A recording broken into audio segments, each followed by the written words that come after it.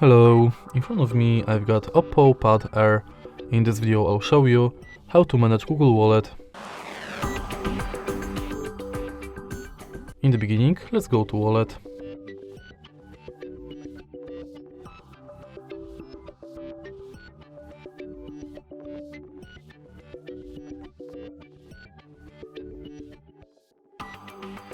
Explore Wallet. And as you can see from the homepage of this app, you can add payment cards, check quick tips, and add passes to your Google account. If you go to menu, you've got access to your Google account, all wallet tips, tap to pay setup, which is unavailable because this tab doesn't have NFC, but then you can check full list of participating banks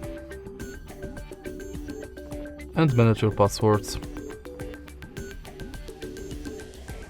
In your data in wallet, you can manage payments data and passes data.